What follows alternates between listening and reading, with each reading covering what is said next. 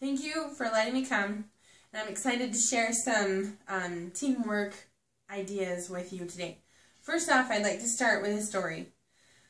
There once was a girl who complained to her father that life was miserable, and she didn't know how she was going to make it. She was tired of fighting and struggling all of the time. It seemed just as one problem was solved, another one soon followed. Her father, who was a chef, took her to the kitchen, and he filled 3 pots with water and placed each on a high fire.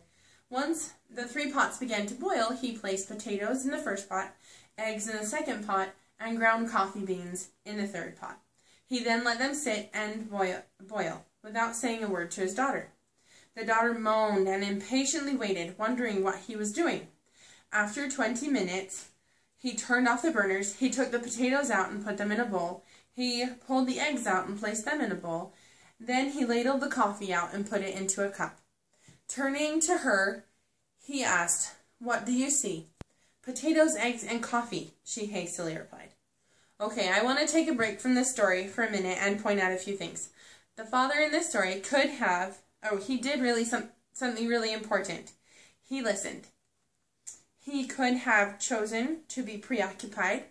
He could have chosen to ignore her complaining. He could have chosen to dismiss her whining and blame it on her inexperience in life.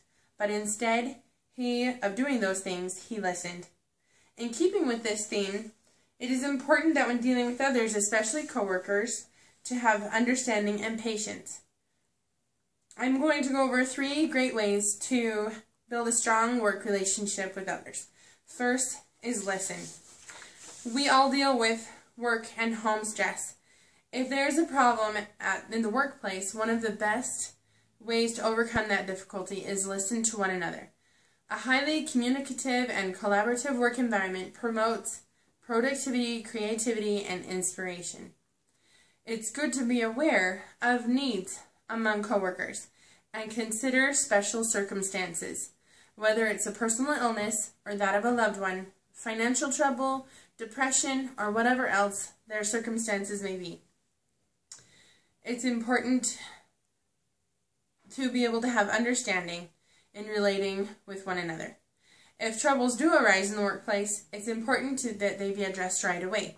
If let to sit and fester, it is likely that what was once a very small issue could become a very large problem. The second is communicate.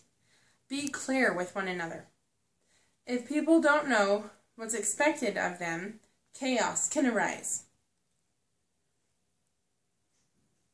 It's important when communicating that it be direct and focused. When people are unclear about the policies and procedures, there is sure to be negativity and possibly office drama. In this next slide, you see an elephant and 6 blind men. And for these blind men to understand the bigger picture, it's necessary for them to communicate with each other. If each blind man feels a different part of the elephant, they only get to see one aspect of the animal and misinterpret what it really is. The same goes for us. When we only see one side of another's life, we can easily misjudge people. Try not to make assumptions about your coworkers and their lives. If something is affecting someone's ability to fulfill their commitments at work, talk to them about it. Don't assume that you know what is happening. Talking about a situation can typically clear up any misunderstandings, or at least get you both back on the right track and the path to understanding. And the last area I want to share with you is to have fun. It's important to celebrate employee accomplishments and success. These can be so easy and definitely help build positive relationships with coworkers. Acknowledge small accomplishments to give encouragement for excellence. Sorry, I have to wait for the... I remember a time when I was working at a call center, and although it was a redundant and seemingly pointless job, I had a supervisor who was excellent at recognizing people's efforts in the workplace. He would go out of his way to tell people they were doing a good job. During team meetings, he would mention something specific about how a customer complaint was handled professionally and praise that particular person. Although most of us didn't like working there, he made it bearable and almost enjoyable because he took the time to acknowledge employees' efforts. Find ways to show weekly appreciation to different individuals within the school. Allow other employees to nominate people whom they have seen doing outstanding work. It doesn't need to be much or a big appreciation. A small note or an email of gratitude or a warm thank you for doing a job well done goes a long way to build up people. Making individual employees feel as if they're part of a team and a family also helps improve the workplace atmosphere, improve morale, and build loyalty, which can lead to a higher staff retention. If employees care for one another, they are more likely to be happy at work because they feel they have a support system. Stay positive. Stay positive. Whenever you catch people doing something positive, praise them and tell them how valuable they are. Also, lead by example. Allow yourself to be a source of inspiration for those around you. Remember, by bringing happiness and joy into your life, you will inspire and help others to do the same.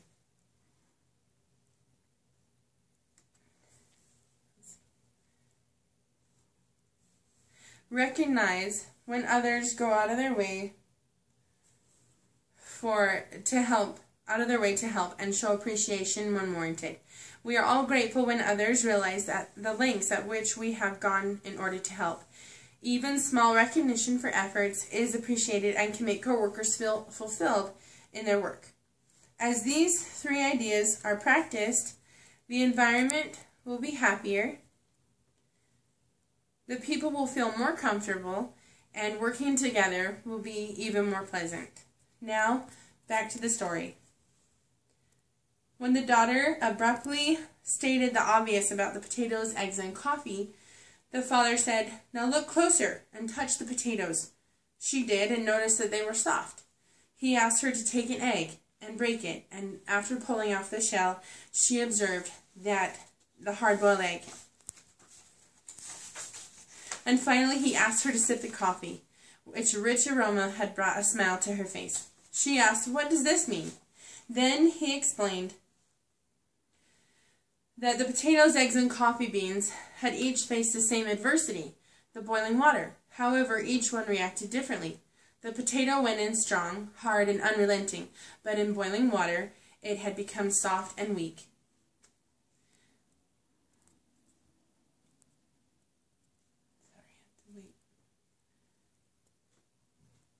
The egg was fragile, with a thin outer shell protecting its liquid interior until it was put in the boiling water, and then the inside of the egg became hard. And however, the ground coffee beans were unique. After they were exposed to the boiling water, they changed the water and created something new. "Which are you?" he asked his daughter. "When adversity knocks on your door, how do you respond?" Everyone goes through challenges in this life, and when dealing with coworkers, it's important to adapt and be flexible. Listen, communicate, and celebrate the good. When faced with unexpected circumstances in the workplace, how will you respond? I just want to leave you with one last thought. An arrow can only be shot by pulling it backward. So, when life is dragging you back with difficulties, it means it's going to launch you into something great. Thank you.